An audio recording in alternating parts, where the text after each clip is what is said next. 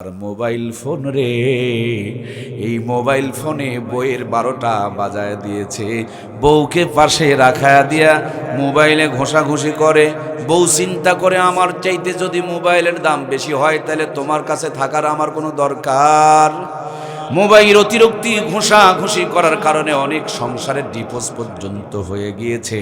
রাত যত গভীর হয়, শয়তানের নিঙ্গুরটা ভিতরে ঢুকায়া দিয়া কানের মধ্যে ইয়ারফোন লাগায়া হাইরে ঘষাঘষি করে গো। ঘষে মোবাইলে দাগ পড়ে চোখের নিচে, ঘষে মোবাইলে পাছার থেকে প্যান খুলে যায়। রাত যত গভীর হয়, ঘষাঘষির তত স্পিড বেড়ে যায়, ন্যাংটা ছবিগুলো বের হয়ে আসে। ন্যাংটামি দেখতে দেখতে যৌবন কুরবানি হয়ে যায়। শেষবেলা দাদাই বিয়ে করতে চায়, নানাই বিয়ে করতে চায়, নাতি বিয়ে করার কথা শুনলে ভয় পায়। মানে মোবাইল ঘুষতে ঘুষতে তার যৌবনের ব্যাটারির চার্জ ফুরিয়ে গেছে, ঠিক কিনা? সম্মানিত ভাইয়ারা আমার, নবী আমার বলেন 3 কাজে দেরি করিও না। এই 3 কাজের একটি কাজ হলো, যখন ছেলে আর মেয়ের বিয়ের বয়স হয়ে যাবে, আল্লাহ নবী বলেন তাড়াতাড়ি করে বিয়ে করায় দাও। আমাদের বাপ মায়েরা প্রেম করতে দিবে, কিন্তু বিয়ে করার বেলায় বোঝার পরও না বোঝা হয়ে থাকবে। কথা বলুন ঠিক কিনা? হাজী সাহেব, আপনি যাবেন বাইতুল্লাহ হজ করতে, আপনার ছেলে আর মেয়ে যাবে পার্কের মধ্যে আকাম কুকাম করতে। বাইতুল্লাহ তোয়াফ করবেন, ওদিক দিয়ে নেকি হবে, আর এদিক দিয়ে পার্কের গুনাহগুলো ঘাড়ের মধ্যে চেপে যাবে। এই জন্য বাবা মাদের উচিত হলো একটা নেককার বিবি দেখে ছেলেটার জীবন সঙ্গিনী বানায়া দাও। একটা তার দিয়ে আলো জ্বলবে না, একটা তার দিয়া মাইক কথা বলবে না, একটা তার দিয়া ফ্যান ঘুরবে না। এই জন্য 2টা তার যেমন দরকার। জীবনকে সুন্দর বানানোর জন্য একার কামাই দিয়ে কোনোদিন সুন্দর হবে না। নেগেটিভ আর পজিটিভ পুরুষ আর মহিলার দরকার আছে না নাই? আমার আল্লাহ তাআলা সেই জন্য বলেন, হুন্না লিবাসুল লাকুম ওয়া আনতুম লিবাসুল লাহুন্না। পুরুষ হলো মহিলার পোশাক, আর মহিলা হলো পুরুষের পোশাক। আল্লাহর হাবিব বলেছেন, বিয়ে শাদীকে সহজ করে দাও, জেনা ব্যভিচার কমে যাবে। আমার বাংলার জমিনে বিয়ে শাদীকে কঠিন করা হয়েছে, এই জন্য জেনা ব্যভিচার বেড়ে চলতেছে। নবী আমার বলেন, যে জামানায় জেনা ব্যভিচার বেড়ে যাবে, রহমত কমে যাবে, বরকত কমে যাবে, আযাব আর গজব চালু হবে। বর্তমানে আযাব গজব চলতেছে। কথা বলুন ঠিক কিনা? আজ থেকে মাত্র 50 বছর আগে, যেদিন আমার বাংলার জমিনে পাপ পাপাচার, জেনা ব্যভিচার, ইফতিজিং, যৌতুক, নারী নির্যাতন ছিল না, যেদিন আমার বাংলার জমিনে পরক্রিয়া ছিল না, হাফ প্যান্ট পরা নানি দাদির বিয়ে হয়েছে। মূর্খ নানু আর দাদুরা নানি আর দাদিকে তখনকার জামানার 500 টাকা নগদ পণ দিয়ে বিয়ে করেছে। যেই জামানার 500 টাকা দিয়া দিনাজপুর শহরের মিডিল প্লেসে 5 বিঘা জমি কিনে পাওয়া গেছে। 5 বিঘা জমির মূল্য দিয়া যেই নানি দাদির বিয়ে করা হলো, ওই নানি দাদির পেটে 12টা 18টা সন্তান জন্মগ্রহণ করলো। একটা নানি দাদি কেউ কসাইখানা নিয়ে পেট চিরে বাচ্চা বের করা দরকার পড়লো। সব কটা সন্তানকে বুকের দুধ খাওয়ায় লালন পালন করলেন। কোটার দুধ তো ছিল না, গাভীর দুধের দরকার পড়তো না, বাচ্চার দুধ খেয়ে শেষ করতে পারতো না।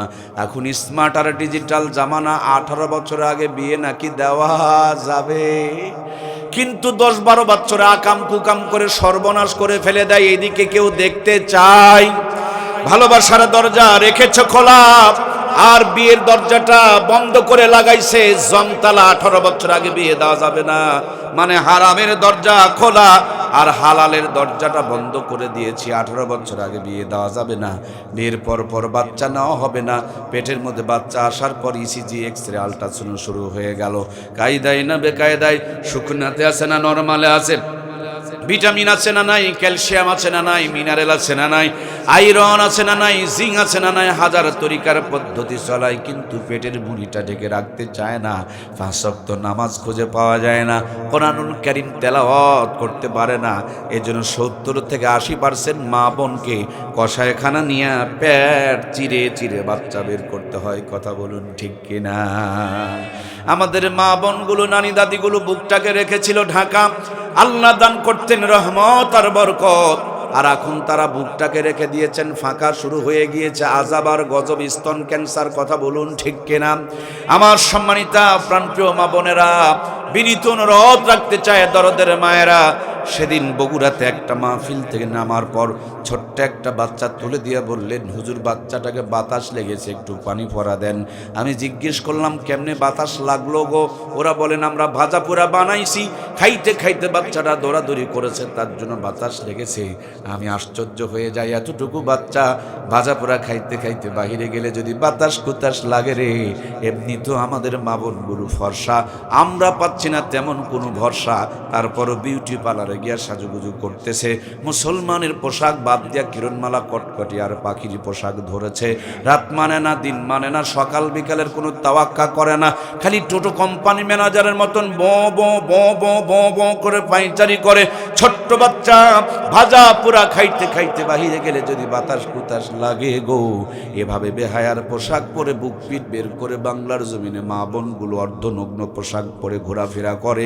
এদের ন্যাংটাপনার কারণে, নগ্নপনার কারণে, বেহায়াপনার কারণে, বেপর্দাপনার কারণে আল্লাহর আযাব আর গজবের বাতাস লাগে কি লাগে না? লাগে লাগে লাগে। আযাব আর গজবের বাতাসে কালবৈশাখী ঝড় আসে, আযাব আর গজবের বাতাসে খাবারের স্বাদগুলো হারাই গিয়েছে। আজ থেকে 50 বছর আগে এই ন্যাংটামির আযাব গজব ছিল না। এক বাড়িতে মাসকালার ডালের তেলানি হয়েছে, গোটা গ্রাম যেন গন্ধে মোহিত হয়ে পড়েছে। একদিন আতপ চালের বিরিয়ানি খেলে 2 দিন পর্যন্ত হাত থেকে সুঘ্রাণ বের হয়েছে। মূর্খ নানু আর দাদুরা দিনাজপুর শহর থেকে 5 টাকা 6 টাকা স্যার ইলিশের মাছ কিনে নিয়ে এসেছেন, পুকুরের ঘোলা পানি দিয়ে ধৌত করে খেরের চুলায় বসে মূর্খ নানি আর দাদি রান্না করেছেন।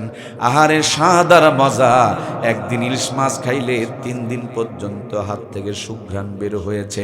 ওই নানি দাদিদের স্মৃতিচারণে পহেলা বৈশাখ উদযাপন করি আমরা। 6 টাকার কেজি ইলিশের মাছ 6000 টাকা দিয়ে আমদানি করে নিয়ে আসতেছি আমরা। নরমাল চুলা ভেঙে দিয়ে গ্যাসের চুলা ঢুকিয়েছি আমরা। মূর্খ নানি দাদিদের নাতনিদেরকে এমএ পাস করিয়েছি আমরা। সাধারণ মশলা বাতিল করে রাঁধুনি গুঁড়া মশলা ব্যবহার করতেছি আমরা। কত যে উন্নতি করেছি, গুনতে গুনতে রাত ফুরিয়ে যাবে, কিন্তু গণনা শেষ হবে না। যোগ বিয়োগ মিলায় দেখেন, খাবার সময় নাকে নিয়ে চেক করতে হয় ইলিশ না সিলভার কাপ। কথা বলুন ঠিক কিনা? আগে কি সুন্দর দিন কাটাইতাম। কি যুবক ভাইরা নাই নাকি গো? আগে কি সুন্দর দিন কাটাইতাম আমরা, আগে কি সুন্দর দিন কাটাইতাম। ফজর যখন হইতো মুয়াজ্জিন আযান দিত, মধুরা জান শুনে বিছানা ছাড়িতাম আমরা। মধুরা জান শুনে ঘুম ছাড়িতাম। যতই থাকুক কাম আগে নামাজ পড়িতাম, হাজার থাকুক কাম আগে নামাজ পড়িতাম। নামাজ পড়িয়া কোরআন পড়িতাম আমরা, নামাজ পড়িয়া তেলাওয়াত করিতাম। আগে কি সুন্দর দিন কাটাইতাম আমরা, আগে কি সুন্দর দিন কাটাইতাম। জোরে বলুন মারহাবা। তাহলে কয়টা গুণ দেখে বিয়ে করতে হবে ভাইয়েরা? 4টা। 1 নম্বর গুণ, সুন্দর দেখে বিয়ে করতে হবে। এক একজনের চোখে এক একজনকে সুন্দর বানিয়েছেন কে? যাকে দেখে ভালো লাগে না তাকে দেখে দেখবেন কারো আবার ভালো লাগা হয়ে যাবে। এই জন্য নিজের বউটাকে পছন্দ করার জন্য ইসলাম অধিকার দিয়েছে। সুবহানাল্লাহ বলি। এখন কোনটা ফর্সা কোনটা কালা চিনাও বড় জ্বালা। কালা কালা মেয়েগুলো বিউটি পার্লারে যায়, আটার বস্তা ময়দা মেখে ফর্সা হয়ে যায়। কালার ধলা চিনাও বড় দায়। কথা বলেন ঠিক কিনা? আমি আমার যুবক ভাইদেরকে শিখায়া দিতে চাই, বউ দেখতে গেলে সাথে যাবেন, শরম না করে দেখতে এসেছেন, ভালো করে দেখবেন। আপনি বলবেন আমার হবু বউটাকে আমার সাথে ওযু করতে দেন, আমার সামনে ওযু করবে আর আমি ওযু করা দেখব। কারণ আমি বৌমা নিয়ে যেতে চাই, আমি বৌমা নিয়ে যেতে রাজি। যেটা ওযু পারবে এটা হবে বৌমা, আর যেটা ওযু জানে না এটা হবে কি বোঝা যাচ্ছে? মুসলমানের মেয়ে ওযু পারবে না, এটাকে বউ হিসাবে মেনে নেওয়া যায়। ওযু করতে হবে আমার সামনে, ওযু করতে লাগায়া দিবে। আমার ভাইয়েরা, ওযু যদি পারে বুঝবেন নামাজ পড়ে, আর ওযু যদি না পারে এটা নামাজ পড়ে না, এটা বৌমা হবে না, এটা বমা হবে, এটা বাড়িতে তোলায় যাবে না। কথা বলেন ঠিক কিনা? অজু করতে লাগায়া দিবেন। অজু করবে, যেই পর্যন্ত অঙ্গ প্রত্যঙ্গ ধৌত করবে, ইসলাম ওই পর্যন্ত দেখা জায়েজ করে দিয়েছে, সমর্থন রয়েছে। আপনার অঙ্গ প্রত্যঙ্গগুলো যখন ধৌত করবে, যদি দেখেন মুখের চেহারাটা কি সুন্দর ধলা আর পাগুলো কালা, বুঝবেন মাল কালার করা, এইটাকে বাড়িতে নেওয়া যাবে। আজকে বোঝা যাচ্ছে? এই যুবক ভাইয়েরা, নিম্নে আমার 10,000 টাকা করে হাদিয়া দিয়ে যাবা, জি শিখান শিখাইলাম। কি গো, কাজে লাগবে না? চাচারা চিন্তা করে আমাদের তো লস হয়ে গেছে, হুজুর রসটা যদি আরো একটু আগে হইতো। আমার যুবক ভাইয়েরা, আরো কিছু তথ্য আছে, আমি কি বলবো? চলুন সামনের দিকে চলুন। তাহলে সুন্দর দেখে বিয়ে করতে হবে। সুন্দর মানে খালি ফর্সা হলে হবে না, খালি বিউটি পার্লারে গিয়া ভুরু ফ্লাক করনেওয়ালা হলে হবে না। সুন্দরটা হবে ভিতর থেকে নূরওয়ালা, কোরআন তেলাওয়াত করনেওয়ালা, সুন্নত নামাজ কালাম পড়নেওয়ালা, সুন্নত। সুন্দর দেখে বিয়ে করতে বলেছেন আল্লাহ নবী। যদি একটা দেখে নফস কন্ট্রোল হয় যথেষ্ট, না হলে আরেকটা করো, তা না হলে আরেকটা করো, তা না হলে আরেকটা করো। 4টা পর্যন্ত জায়েজ আছে। 4টার ফতুয়া নেয়। দ্বিতীয় বিয়ে করার পর বড় বইয়ের আর খবর নেয় না, এরকম সৎ মানুষ আমাদের সমাজে আছে না নাই? এগুলোকে লাঠি দিয়ে কোবানোর দরকার। তুমি বিয়ে করতেই পারো, কিন্তু বিয়ে করার পর প্রথম স্ত্রীকে যারা গুরুত্ব দেয় না, এদের চাইতে বড় জালেম দুনিয়াতে আর কেউ হতে পারে? সুতরাং প্রিয় ভাইয়েরা, প্রয়োজন হলে করো, এটা ভালো কাজ। বাংলাদেশে আদমশুমারিতে পুরুষের তুলনায় প্রায় 1.5 কোটি মহিলা বেশি আছে। 1 কোটির মতন মহিলা আছে। সবাই যদি একটা নিয়ে বন্ধ করে দেয়, তাহলে 1 কোটি যে বেশি থাকবে, এগুলো যাবে কোন জায়গায়? আজকে বোঝা যাচ্ছে? এই ভদ্রলোকেরা শোনেন, যাদের সামর্থ্য আছে দ্বিতীয় বিয়ে করছেন না, কিয়ামতের দিন কিন্তু এর জবাব দেওয়া লাগবে।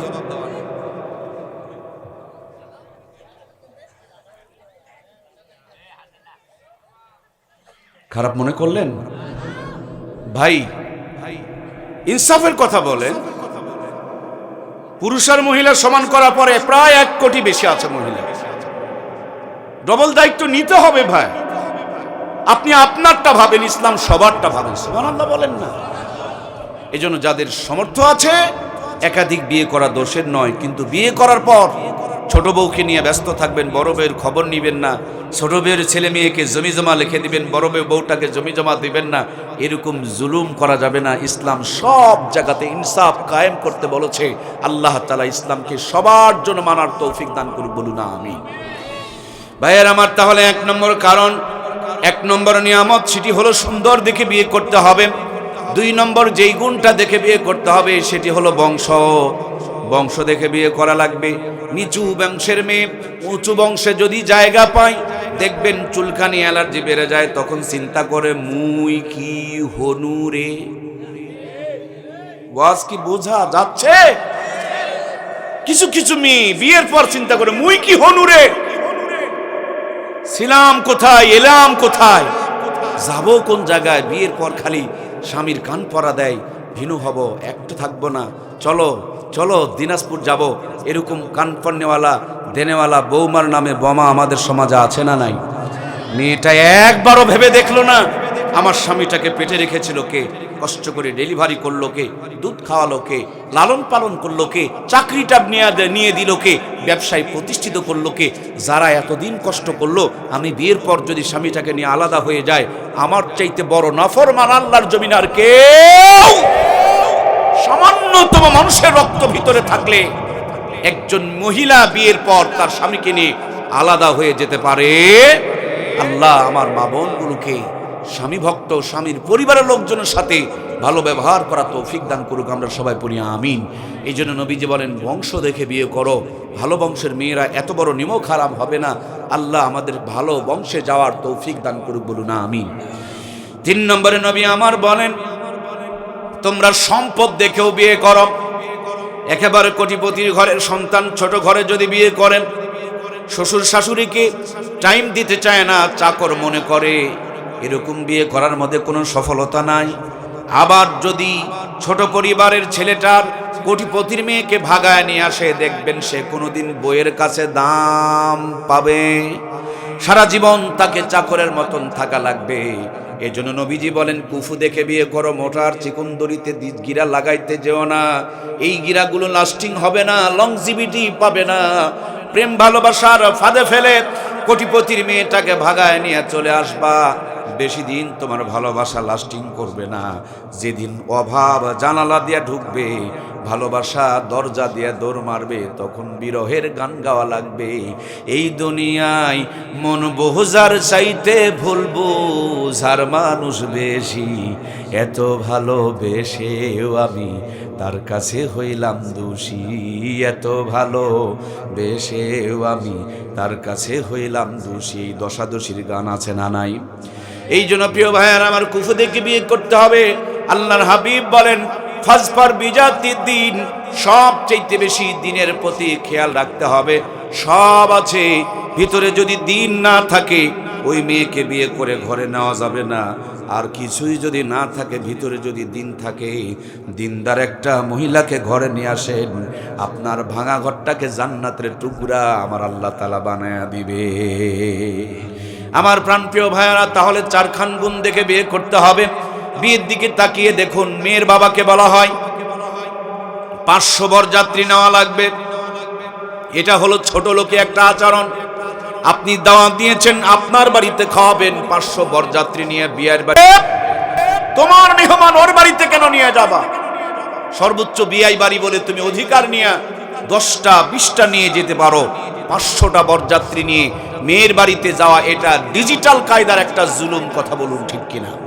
আমরা মাঝে মাঝে শুনি বিয়ে বাড়িতে গোস্তের পরিমাণ কম হলে মারামারি পর্যন্ত লেগে যায়। বরিশাল এলাকায় মাথায় এত জোরে বাড়ি মারছে, মরে গেছে। সম্মানিত প্রাণপ্রিয় ভাইয়েরা আমার, বিয়েতে দেখবেন গায়ে হলুদের নাম দিয়া মেয়েটাকে হলুদ মাখায় একটা যুবতী মেয়েকে এইভাবে ডলাডলি সবার সামনে করা যাবে? আবার পুরুষটাকে মালকাস মারায়া এলাকার যত ভাবি আছে সবগুলো ডলাডলি করে, আছে না নাই? এটাও ইসলাম সমর্থন করে না।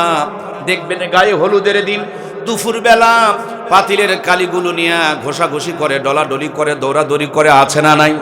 সম্মানিত প্রাণপ্রিয় ভাইয়েরা, বিনীত আহ্বান আপনাদের খেদমতে যেটুকু জানাতে চাই, যেই বিয়েতে সুন্নত থাকবে সেই বিয়েতে রহমত আর বরকত থাকবে। যেই বিয়েতে সুন্নত থাকবে না সেই বিয়েতে কোনোদিন রহমত আর বরকত বিরাজ করবে না। নবী আমার বলেন, যেই বিয়েতে খরচ কম সেই বিয়েতে বরকত বেশি। জোরে বলেন না সুবহানাল্লাহ। আর আমরা মনে করি 90 লক্ষ টাকা মোহরানা, 1,500 টাকা নাকের ফুল বাবদ নগদ, অবশিষ্ট টাকা বাকি কিয়ামত পর্যন্ত ফাঁকি ওর দাদাও দেয়নি, বাপও দেয়নি, নিয়ত করছে উনিও দিবে। যদি দেওয়া লাগতো তাইলে 90 লক্ষ টাকা মোহরানা নির্ধারণ করত। এই ধোকাবাজ বিয়ের বেলাতেও গিয়া ধোকাবাজি করে, 90 লক্ষ টাকা মোহরানা নির্ধারণ করে 1,500 টাকা পরিশোধ করে বাকিটুকু পরিশোধ করে না। বাসর ঘরে গিয়া বউয়ের কাছে মাপ চাই। এর চাইতে ছোট লোক দুনিয়াতে আর কেউ। তোর মোহরানা দেওয়ার ক্ষমতা নাই, বিয়ে করছস কেন রে ভাই? বিয়ে করার তো দরকার নাই, রোজা রাখ। ইসলাম এই ফুটানিগুলো পছন্দ করে না। আপনি যতটুকু পারবেন মোহরানা নির্ধারণ করবেন, মোহরে ফাতেমি নির্ধারণ করবেন, পরিশোধ করবেন। বিয়ে করার পর মোহরানা বাকি রাখা যাবে না। মেয়েটাকে শিখায়া দেয়, মোহরানা টাকা স্বামীকে মাফ করে দিও, নইলে জেনার গুনাহ হবে। মেয়েটা নিরুপায় হয়ে বাসর ঘরে মোহরানার টাকা মাফ করে দেয়। 20 বছর সংসার চলতেছে, 4টা ছেলে জন্ম হয়েছে। হঠাৎ করে স্বামী আর স্ত্রীর মধ্যে গন্ডগোল বেঁধে গিয়েছে। স্বামী বেচারি বলছে, তোমার পথে তুমি যাও, আমার পথে আমি যাই, তোমার আমার কোনো সম্পর্ক নাই, তোমার আমার কোনো সম্পর্ক নাই। ও বাবার বাড়ি যাওয়া বাদ দিয়া আপনাদের দিনাজপুর কোর্টে চলে যায়। কোর্টে গিয়ান মোহরানার কাগজটা তুলছে। এরপর 90 লক্ষ টাকার মামলাটা ঠুকে দিয়েছে। ভাইয়ের আমার, বাসর ঘরে যদি মাফ হয় তাইলে কিন্তু মামলা হবে। আর মামলা যদি সত্যিকারে হয়ে যায় তাইলে মাপ কখনো হইতে পারে। এই যে 20 বছর ধরে মোহরানা পরিশোধ না করে বিবির সাথে মিলামিশা করলেন, ভদ্রলোক করলেনটা কি? এই যে 4টা সন্তান জন্ম দিয়েছেন, আসলে ঘটনাটা কোন জায়গায় পেঁচ লাগছে? আপনি বলেন ডানে, সন্তান চলে যায় বামে, কারণটা কি? ঘটনাটা কি? ঘটনাটা হলো মোহরানা পেমেন্ট সব পেমেন্ট করে, কিন্তু মোহরার টাকা যারা পরিশোধ করে না, কিয়ামতের দিন জেনাকারের কাতারে তাদেরকে দাঁড়াইতে হবে। কথা বলুন ঠিক কিনা? এই জন্য মোহরানা পরিশোধ করতে হবে। সম্মানিত প্রাণপ্রিয় ভাইয়েরা, সব জিনিস জানে, কিন্তু বিবির সাথে মিলামিশা করার যে সুন্নত তরিকা, এর জন্য একটা নিয়ম আছে, এটা করার জন্য একটা যে দোয়া আছে, নবীর যে সুন্নত একটা পদ্ধতি আছে, এটা জানে না। নবী আমার বলেন ভরা পেটে নয়, রাতের শুরুতে নয়, শোরগোলের ভিতরে নয়, রাত যখন গভীর হবে, পেট যখন হালকা হবে, ওযু ইস্তেঞ্জা টয়লেট বাথরুম সেরে নিবে, মেসওয়াক করবে, সুগন্ধ ব্যবহার করবে, হালাল বিবির সঙ্গে যখন মিলিত হতে যাবে দোয়া খান পড়ে নিবে, আল্লাহুম্মা জান্নিবনা শাইতানা। বাকিটুকু বলবো না, ওটুকু সকলকে শিখতে হবে, নইলে বিয়ে করা যাবে। আল্লাহ রে, কেউ যে কথা কয় না। তাহলে এই এলাকার মানুষ কি ওই ভালোবাসার দোয়া জানে না? এক চাচায় কয়, হুজুর ওই সময় কি দোয়া পড়ার টাইম, দোয়া কি আর মনে থাকে? আমি বলি, চাচা কেন থাকবে না, সব জায়গাতে দোয়া পড়তে হবে। আমরা মুসলমান, A to Z পুরা জিন্দেগি আমাদের ইবাদত। সুবহানাল্লাহ বলে। আমার প্রিয় ভাইয়েরা, মিলামিশার পরে বিছানায় শুধু পড়ে থাকবেন তা নয়, আপনি মিলামিশা শেষ করে জলদি করে গোসল করে নিবেন। গোসলের ফরজ কয়টা অনেকেই জানে, অনেকেই জানে না। কেউ বলে 6টা, কেউ বলে 9টা। যদি জিজ্ঞেস করেন গোসল নিয়ত কি, মাঝে মাঝে বলেন নাওয়াইতুন গোসলা, সাবান দিয়া কসলা। আবার যদি বলেন গোসলের 3টা ফরজ, বলেন তো কি কি? কখনো কখনো বলেন নঙ্গি, গামছা এবং সাবান। এই যদি হয় আমাদের অবস্থা, আমরা পবিত্র হতে পারবো না। আর পবিত্র না হলে অজু হবে না, অজু না হলে গোসল, অজু না হলে নামাজ হবে না। আর নামাজ যদি না হয় তাহলে কি দোয়া কবুল হবে? প্রিয় ভাইয়েরা আমার, গোসলের ফরজ হলো মাত্র 3টা। ভালোভাবে কুলি করা, নাকের নরম জায়গা পর্যন্ত পানি পৌঁছানো, সমস্ত শরীর সুন্দর করে ধৌত করা। আগেকার মা বোনেরা পবিত্র না হয়ে সংসারের কোনো কাজে হাত দিত না, এই জন্য সংসারগুলোতে রহমত আর বরকত বিরাজ করত। আর এখন বিয়ে পাশ করেছে, MA পাশ করেছে, কিন্তু গোসলের ফরজ। এই জন্য নাপাক গায়ে চলাফেরা করে। টাকা আছে, পয়সা আছে, বিল্ডিং আছে, বাড়ি আছে, গাড়ি আছে, মনের শান্তি একটাই মাত্র কারণ, তারা নাপাক গায়ে চলাফেরা করে। রহমত আর বরকত বিরাজ নিয়ে রহমত আর বরকত উঠে চলে গিয়েছে। সম্মানিত প্রাণপ্রিয় ভাইয়েরা, জীবনের প্রত্যেকটা ক্ষেত্রে নবীর সুন্নতগুলোকে আমল করা দরকার আছে না নাই? পেটে যখন সন্তান চলে আসলো, প্রিয় মা, বেশি করে নফল রোজা রাখুন, বেশি করে তাহাজ্জুদের নামাজ পড়ুন, বেশি করে আল্লাহওয়ালাদের জিন্দেগি পড়ুন, কোরআন তেলাওয়াত করুন। আপনার পেটের উপরে, পেটের সন্তানের উপরে জান্নাতে রহমত আর বরকত বর্ষিত করবেন কে? কিন্তু আমার মায়েরা পেটের সন্তান আসার পর বেশি করে কটকটি সিরিয়াল দেখা শুরু করে দেয়। কটকটি সিরিয়াল দেখলে পেটের সন্তানটা কটকটি মার্কা হবে, পেটের সন্তানটা শাহজালাল, শাহপ্রাণ, শাহ মাকদুম মার্কা হবে না। পেটের মধ্যে সন্তান নিয়ে মার্কেটে যায়, পেটের ভুঁড়ির উপরে কাপড় তাদের খুঁজে পাওয়া যায় না, এই জন্য তাদের পেট থেকে শাহজালাল, শাহপ্রাণ, শাহ মাকদুম পয়দা হয় না। আমার মায়েদের সব দোষ দিলে চলবে না। দেখেন, আমরা যখন জামা বানাই, আমাদের জামাগুলো ফুল হাতা, বেগম সাহেবারা জামা বানায়া দেয়, তখন বানায়া দেয় হাফ হাতা। নিজে জামা বানায় পেট ঢাকা, বাড়ি আলীর জামা বানায় তখন পেটের অর্ধেকটা পর্যন্ত ফাঁকা, নিজে জামা বানায় বুক পর্যন্ত ঢাকা, আর বেগমের জামা বানায় দিলে বুকের অর্ধেকটা পর্যন্ত ফাঁকা। যদি বলেন ওরে বোকা, এত যত্ন করে কেন নিজের পেটের নাড়ি ভুঁড়ি প্রসাব পায়খানাকে রেখেছ ঢাকা? কি আছে তোমার পেটের ভিতরে? তেল আর চর্বি, নারী আর ভুঁড়ি, এগুলোকে যত্ন করে রেখেছ ঢাকা। আর পৃথিবীর শ্রেষ্ঠ নিয়ামত আল্লাহর জান্নাতের সম্পদ যেই মা বোনের পেট দিয়ে দুনিয়াতে আগমন করবে, ওই ফ্যাক্টরি আর কারখানাকে গুলোকে যদি আমরা রেখে দেই ফাঁকা, সেই পেটে কোনোদিন শাহজালাল, শাহপ্রাণ, শাহ মাকদুম পয়দা হবে না। চিটার বাটপার, লুচ্চা গুন্ডা পয়দা হবে। এরা কোরআনের হাফেজ হতে পারবে না। বুড়া বয়সে বাপ মাকে মারপিট করে বাড়ির থেকে বের করে দিবে। কথা বলুন ঠিক কিনা?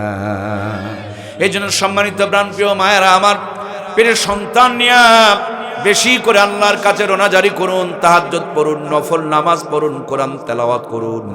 আপনার পেটের মধ্যে আল্লাহ তাআলা আল্লাহওয়ালা সন্তান দিবেন। আপনাকে কষায় খানায় যাওয়া লাগবে না, পেট চিরে বাচ্চা বের করা লাগবে না। সুম্মা সাবিলা ইয়াসসারা, মায়ের ছোট্ট প্রসবের রাস্তাকে প্রশস্ত করে দিয়ে আল্লাহ তাআলা দুনিয়াতে আসার ব্যবস্থা করে দিবেন। দুনিয়াতে আসার পর ডান কানে আজান দিতে হবে, বাম কানে একামত দিতে হবে। কেন ডান কানে আজান আর বাম কানে একামত দিতে হবে? এই জন্য ডান কানে আজান আর বাম কানে একামত দিতে হবে, কারণ দুনিয়াতে এসে সন্তানের ডান কানে আজান বাম কানে একামত যখন পাবে, ওই সন্তানকে কোনো নাস্তিকেরা আর ধোঁকা দিতে পারবে না, ভুলভাল বুঝাইতে পারবে না, কারণ ডান কানে সুন্নতের মোহর পড়ে গেল, বাম কানে সুন্নতের মোহর পড়ে গেল। আজান একামত যদি আমাদের সন্তানদের ডান কানে বাম কানে না হয়, খেয়াল করে দেখবেন প্রিয় ভাইয়েরা আমার, নাস্তিকেরা যা শিখায়া দিবে মুসলমানের সন্তানেরা সেটাই বলতে শুরু করে দিবে। মাঝে মাঝে বলে হুজুরদের গালে গালে জুতা মারো তালে তালে, তার মানে ওর বাপের সাথে মায়ের বিয়া যেই হুজুর পড়াইছে সেই হুজুরদের গালে গালে জুতা মারতে চায়, তার মানে তার ডান কানে আজান বাম কানে একামত হয়। কিছু কিছু নাস্তিক বলতো ফজরে আজান যখন শুনি মনে হয় বেশ্যা তার খরিদ্দারকে ডাকে, নাউজুবিল্লাহ বলেন। আবার আরো একজন নাস্তিক বলেছিল আমার কাছে ফজরের আজানের চাইতে কাউয়ার আওয়াজ ভালো লাগে। আমি চিন্তা করলাম এই কথাগুলো তারা বলল কেন? পরে হিসাব মিলিয়ে দেখলাম পতিতালয়ে যে সন্তানগুলো জন্মগ্রহণ করে এদের ডান কানে আজান বাম কানে একামত হয় না, জন্মের পর পতিতাদের আওয়াজ কানে যায়, তার জন্য ওই আওয়াজই মৃত্যুর আগ পর্যন্ত ভাসে। কথা বলুন ঠিক কিনা? পরবর্তীতে হিসাব করে দেখলাম ওদের আজানের চাইতে কাউয়ার আওয়াজ ভালো লাগে কেন?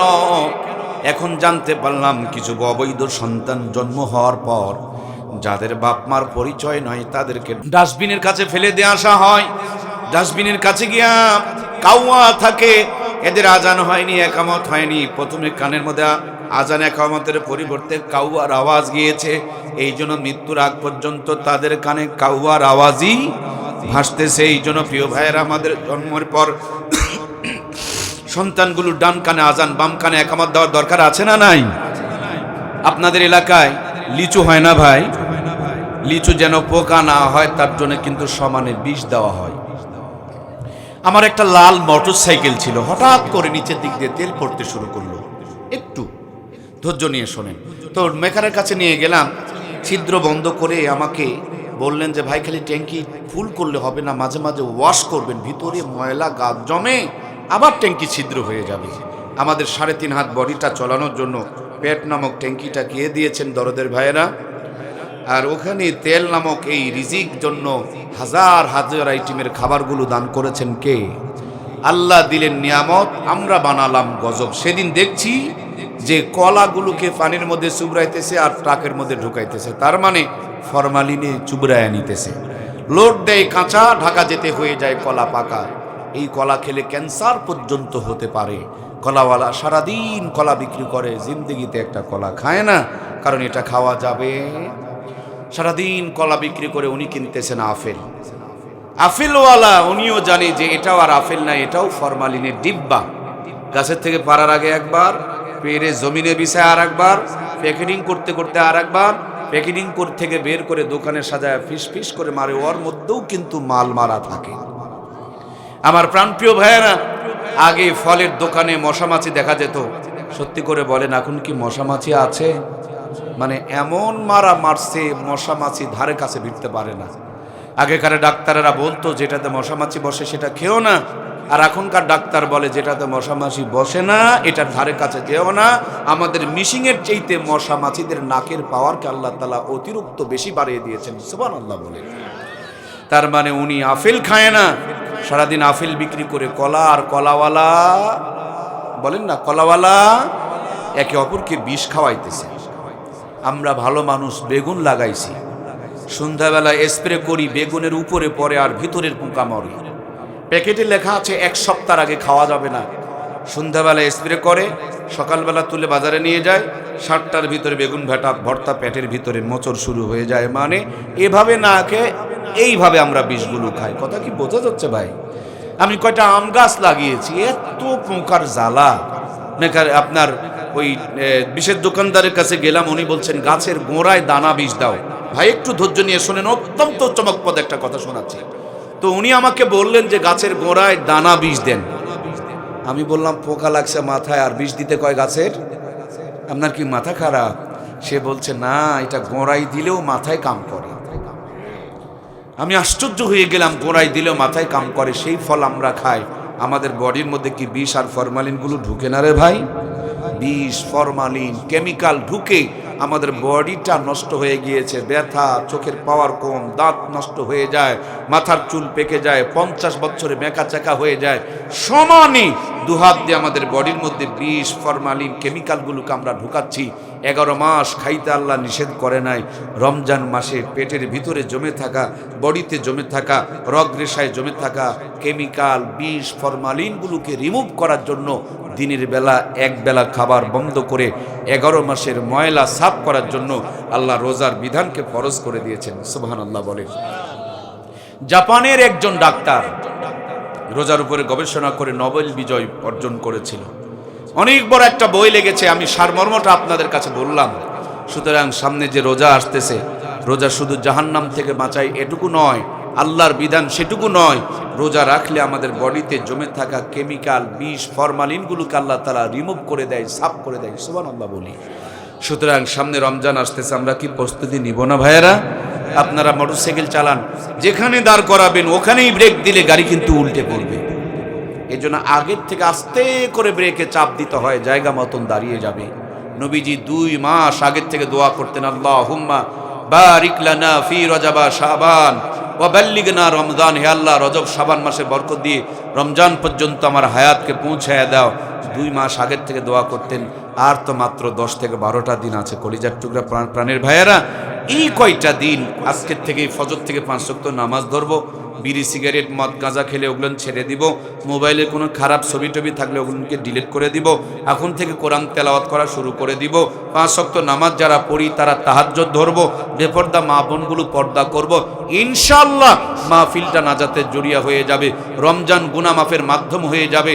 এই রমজানে আমরা আল্লাহর ওলি হয়ে যেতে পারবো। এই রমজান আমাদের জিন্দেগির গুনার কাফফারা হয়ে যাবে। আমাদের বডিটা সুস্থর মাধ্যম হয়ে যাবে। আল্লাহ আমাদের সকলকে আজকের ফজর থেকে কবুল করুক। আমরা সবাই পড়ি আল্লাহুম্মা আমিন। ভাইজান আমার, নামাজটা ধরেন না ভাই। একবার নামাজ আপনাকে ধরবে। যেদিন নামাজ আপনাকে ধরবে সেদিন আজান দিলে কেউ বিছানাতে আপনাকে আটকাইতে পারবে? আজান দিলে আর 4 দোকানে আপনি বসে থাকতে পারবেন না। এমন ধরা ধরবে, একবারে জান্নাত পর্যন্ত পৌঁছায়া ছাড়বে। সুবহানাল্লাহ বলেন। নামাজ ধরেছিলেন হযরত আলীকে, পায়ের মধ্যে তীর বেঁধেছে, ব্যথায় কাতর, তীর টেনে খুলে নিয়ে আসছে, গোস্ত খুলে আসছে, তারপরও বুঝতে পারে নাই, মানে নামাজে দাঁড়িয়ে গিয়েছে, হৃদয়টা আল্লাহর কাছে চলে গেছে। সুবহানাল্লাহ বলি। ইমাম হোসেন কারবালার প্রান্তরে পড়ে আছেন, সীমার বুকে বসে বারবার তরবারি চালাইতেছে। এক পর্যায়ে যখন কাল্লা কাটতে পারে নাই, বলে হুসাইন তোমার কি কোনো চাওয়া পাওয়া আছে? হুসাইন বলেন 2 রাকাত নামাজ পড়তে যাই। 2 রাকাত নামাজে দাঁড়িয়ে গেলেন, 70 থেকে 72টা তীর বডিতে বেঁধে গেল। তীরের যন্ত্রণা চাইতে নামাজে বেশি শান্তি ছিল, এই জন্য তিনি নামাজ থেকে বিচলিত হন নাই। এই জন্য প্রিয় ভাইয়ের আমার, দুনিয়ার সবচেয়ে বেশি মজা, বেশি শান্তি হলো নামাজে। নামাজের সেজদায় যদি শান্তি কেউ পেয়ে যায়, সেজদা থেকে মাথা তুলতে চায় না। আর যারা শান্তি পায় না তারা মসজিদে ঢুকতে চায় না। একবার খালি অভ্যাস করেন, নামাজ যদি আপনার কবুল হয়ে যায়, দুনিয়া আখিরাতের সব পেরেশানিগুলো দূর করে দিয়া দুনিয়া আখিরাতকে শান্তিময় বানিয়ে দিবেন কে? ইনশাআল্লাহ আজকের ফজর থেকে নামাজ শুরু করব, পারবো না ভাই? আল্লাহ তুমি আমাদেরকে 5 ওয়াক্ত নামাজি, রমজানের রোজাদার, আর আমার মা বোনদের জন্য সতীত্বের হেফাজত, স্বামীর খেদমত, 4টা কাজ করলে আম্মা জানদেরকে আল্লাহ জান্নাতের 8খানা দরজা খোলা রাখে দিবেন। সুবহানাল্লাহ। আল্লাহ এলাকার প্রত্যেকটা মাকে 5 ওয়াক্ত নামাজ, রমজানের রোজা, সতীত্বের হেফাজত, স্বামীর খেদমত করে প্রত্যেকটা মা বোনকে জান্নাতি হওয়ার তৌফিক দান করুক। আর আমরা আলোচনা শুনলাম নামাজ আর রোজা, আল্লাহ নামাজ রোজা হওয়ার, আমাদের নামাজ রোজাদার হওয়ার তৌফিক দান করুক। নবীর খাঁটি উম্মত হওয়ার জন্য সমস্ত সুন্নতগুলোকে আমল করার তৌফিক দান করুক। আমরা সবাই পড়ি আল্লাহুম্মা আমিন। রব্বানা যালামনা আনফুসানা ওয়া ইল্লাম তাগফির লানা ওয়া তারহামনা লানাকুনান্না মিনাল খাসিরিন। রব্বানা লা তুযিগ কুলুবানা বা'দা ইয হাদাইতানা ওয়া হাব লানা মিন লাদুনকা রাহমা ইন্নাকা আনতাল ওয়াহ্হাব। وقل رب ارحمهما كما ربياني صغيرا رب ارحمهما كما ربياني صغيرا ربي علما نافعا وفهما كاملا وعملا صالحا كما تحب وترضى يا كريم حسبنا الله نعم الوكيل نعم المولى ونعم النصير ومن يتوكل على الله فهو حسبه والله المستعان على ما تصفون রব্বুল আলামিন আয় আল্লাহ আরামের ঘুমকে হারাম করে নরম বিছানায় লাথি মেরে রহমত আর বরকত মাগফিরাতের আশা হৃদয়ের মধ্যে ধারণ করে আপনার আলিশান দরবারে দুইখানা হাত উত্তোলন করেছি। মেহেরবানি করে আমাদের জিন্দেগির সমস্ত গুনাহগাতাগুলো মাফ করিয়া দাও। কঠিন কিয়ামতের দিন মুসিবতের আদালতে আজকের আয়োজনখানা আমাদের শ্রোতা বক্তা কর্তৃপক্ষ আয়োজক বিন্দু বিশেষ করে ইসলামী ইলমে রাহবর এই প্রিয় সংগঠনটা আমাদের সবার জন্য নাজাতের জুড়িয়া বানায়া দাও। শুরু থেকে এই পর্যন্ত যত কথা আলোচনা করেছি প্রত্যেকটা কথা আমাদের সকলকে আমল করা তৌফিক দিয়ে দাও। আগামীকাল এখানে আয়োজন রয়েছে, দলবদ্ধ হয়ে সদল বলে সকলে উপস্থিত হয়ে দুনিয়া আখিরাতের কামিয়াবি হাসিল করা তুমি তৌফিক দান করে দাও। আয় আল্লাহ তাআলা সৎ চরিত্রবান আদর্শ মানুষ হয়ে ইসলামী ইলমে রাহবরের সদস্য হওয়ার তৌফিক দান করো। আল্লাহ এই প্রিয় প্রতিষ্ঠানকে আমাদের সকলকে সহযোগিতা করার তৌফিক এনায়েত করে দাও। বাংলাদেশে আনাচে কানাচে গোটা পৃথিবীব্যাপী এরকম সুন্দর সুন্দর নাজাতওয়ালা জান্নাতের পথ দেখানেওয়ালা সংগঠনগুলোকে তুমি কবুল আর মঞ্জুর করে নাও। আয় আল্লাহ তাআলা প্রিয় মাতৃভূমি এদেশের প্রতি রহমত আর বরকত নাজিল করো। দেশ যারা পরিচালনা করছেন তাদের হিকমত আর যোগ্যতাকে বাড়ায়া দাও। দেশকে নিয়ে যারা ষড়যন্ত্র চক্রান্ত করছেন আল্লাহ তুমি তাদেরকে হেদায়েত দান করো। তাদের তকদিরে যদি হেদায়েত না থাকে কওমে লূত আদ সামুদের মতন ধ্বংস করে দিয়ে এই জমিনকে তুমি হেফাজত করো। রব্বুল আলামিন ফিলিস্তিনের নিরহ মুসলমান ভাই বোনগুলোকে হেফাজত করো। জিন্দেগির সবচেয়ে বড় তামান্না সোনার মক্কার মদিনা, মক্কা মদিনা না দেখায়া কবরে ডাক দিও না আল্লাহ। এই দুইখানা হাত দিয়া তোমার বাইতুল্লাহর চাদর মোবারক জড়িয়ে ধরে তোমাকে একটু ডাকার সুযোগ দান করে দিও। হাতেমে কাবায় কবুল করে নিও, মিজাবি রহমতে কবুল করে নিও, মাকাম ইব্রাহিমে কবুল করে নিও। বারবার তোমার বন্ধু রওজার পাশে সালামদার ব্যবস্থা করে দিও। ঘুমের ঘরে এক নজরের জন্য হলো তোমার বন্ধুর বরকতি জান্নাতি নুরানি চেহারা মুবারকখানা দেখা দিও আল্লাহ। হে আল্লাহ তাআলা আজকের এই মাহফিলকে কেন্দ্র করে এলাকার বাড়িতে বাড়িতে অসংখ্য মেহমান এসেছে, আত্মীয় স্বজনের বাড়ি ঘরগুলো ভরে গিয়েছে। সবাই তো নারীর টানে গ্রামের বাড়িতে রওনা করে দিয়েছে। আসার সময় যাদের মা বাবা বেঁচে আছে কত রান্না কত আয়োজন করে নিয়ে অপেক্ষায় রয়েছে। যাদের এই প্রিয় মানুষগুলো বিদায় নিয়ে চলে গিয়েছে গোটা দুনিয়াটা তাদের যেন অন্ধকার হয়ে আছে। দরদি আল্লাহ এই দুইখানা হাত দিয়া আমরা অনেকেই কলিজা টুকরা আব্বা আম্মাকে জীবনের শেষ গোসল করাইয়া সাদা কাফনের কাপড় পরাইয়া চিরজন্মের জন্য তোমার কাছে অন্ধকার কবরের ঘরে আমানত দিয়ে এসেছি। মনের পর মন মাটিগুলো বুকের উপরে চাপায়া দিয়া কাঙাল ভিক্ষুক এতিমার মিসকিনের মতন তোমার কাছে দুইখানা হাত পেতেছি। মেহেরবানি করে আমাদের আব্বা আম্মার কবরগুলোকে জান্নাতুল ফেরদাউস বানায়া দাও। আমাদের বৃদ্ধ পিতা মাতা যারা বেঁচে আছেন সুস্থতার সঙ্গে নেক হায়াতে তৈয়বা দান করে দাও। ওগো আমাদের রব, আমাদের প্রত্যেকটা পরিবারের স্বামী আর স্ত্রীর মধ্যে কলহ দ্বন্দ্ব অশান্তি বিরাজ করছে। স্বামী স্ত্রীর মধ্যে মিল মহাব্বত ভালোবাসা বাড়ায়া দাও। ভুল বুঝাবুঝির থেকে তুমি আমাদেরকে হেফাজত করো। একে অপরের প্রতি দায়িত্ব পালন করার জন্য তুমি তৌফিক দান করে দাও। প্রত্যেকটা পরিবারে ইমাম হাসান আর হুসেনের মতো নেক সন্তান দিয়ে দাও। আমাদের ঘরগুলোতে আলী আর ফাতেমার মহাব্বত দিয়ে ভরপুর করে দাও। আমাদের সবার জীবনকে হযরত ওমর ফারুক রাদিয়াল্লাহু তাআলার মতন ইসলামের জন্য সাহসী জীবন বানায়া দাও আল্লাহ। দুহাত ভর্তি হযরত ওসমান গনি রাদিয়াল্লাহু তাআলার মতন বরকত দাও আল্লাহ। আমাদের প্রত্যেকের জীবনকে তুমি হযরত আবু বকরের মতন ঈমান আর আমল দিয়ে ভরপুর বানায়া দাও। রব্বুল আলামিন আমাদের সব হারা করিও কিন্তু ঈমান হারা করিও না। এই ফিতনার জামানায় সকালবেলা মানুষ বাড়ির থেকে ঈমান বের হবে, সন্ধ্যাবেলা ঈমান হয়ে ফিরবে। আল্লাহ আমাদের ছেলে মেয়েগুলোকে পথভ্রষ্ট নিশাখোর বেয়াদব বানিয়ে দিও না। আমাদের সন্তানগুলোকে চোখের শীতলতা আত্মার জন্য প্রশান্তিওয়ালা সন্তান বানিয়ে দাও। দাইল আল্লাহ বানিয়ে নাও। ইমাম হাসান আর হুসেন উত্তরসূরি বানায় দাও। ইসমাইল আলাইহিস সালাম আর ইব্রাহিম আলাইহিস সালামের মতো ধৈর্যশীল নেককার আল্লাহওয়ালা বুজুর্গ সন্তান দিয়ে আমাদের পরিবারগুলোকে আলোকিত বানায় দাও। আয় আল্লাহ আমার মুহিব্বুল্লাহ মাসুম বিল্লাহ মুতাসিম বিল্লাহ সহ আমাদের সকলের ছেলে মেয়েগুলোকে তুমি জান্নাতের মেহমান হিসেবে কবুল আর মঞ্জুর করে নাও। রব্বুল আলামিন জানি না কার জন্য কোন দোকানে কাফনের কাপড় রেডি হয়ে আছে না জানি কোন মুহূর্তে মালাকুল মউত নাকের ডগার সামনে হাজির হয়ে যাবে। বিশেষ করে ইসলামী এলমে রাহাবর সংগঠনটা তোমার কুদরতি হাতে রেখে গেলাম। এদের স্বপ্ন যত বড়, আল্লাহ তাদের সংগঠনটাকে তার চাইতে বড় বানিয়ে দাও। এই সংগঠনের উপর রহমত আর বরকত নাজিল করে দাও। এই সংগঠনকে ওসিলা করে এলাকাকে তুমি কবুল আর মঞ্জুর করে নাও। এলাকার মাটির নিচে যত মুমিন মুমিনাত ঘুমিয়ে আছেন সকলকে তুমি মাফ করে দাও। আল্লাহ, যারা এই সংগঠন পরিচালনা করছেন তাদের হেকমত, যোগ্যতা এবং তাকতকে তুমি বাড়ায় দাও। আল্লাহ, জাহিনুর ভাই সহ হযরত ওলামা ইকরামকে তুমি কবুল আর মঞ্জুর করো। স্টেজে বসা প্রিয়দেরকে মাফ করে দাও। সামনে বসা আমার মা বোনগুলো, পর্দার আড়ালে সামনে বসা আমার যুবক ভাইরা, মুরব্বী বাবারা, সকলের জন্যই মাহফিলটা তুমি নাজাতের জরিয়া বানায়া দাও। রব্বুল আলামিন, জানি না কখন যেন মালাকুল মউত নাকের ডগার সামনে হাজির হয়ে যাবে। সন্তানগুলো আব্বা আব্বা বলে চিৎকার করবে, আদরের মেয়েরা মা মা বলে ধুলাবালিতে গড়াগড়ি করবে। ওই মুহূর্তে আসার পূর্বে পূর্ণ মুমিন কামেল বানায়া দিও, তাওবাতুন নাসুহা নসিব করে দিও। পবিত্র রমজান মাসের রোজার হালতে জুমার দিনে ঈমানের সাথে মউত দিও। মউতের সময় আমাদের সকলের জবানে আখিরি কালিমা, মধুর কালিমা, জান্নাতি কালিমা জারি করে দিও। লা ইলাহা ইল্লাল্লাহু মুহাম্মাদুর রাসূলুল্লাহ।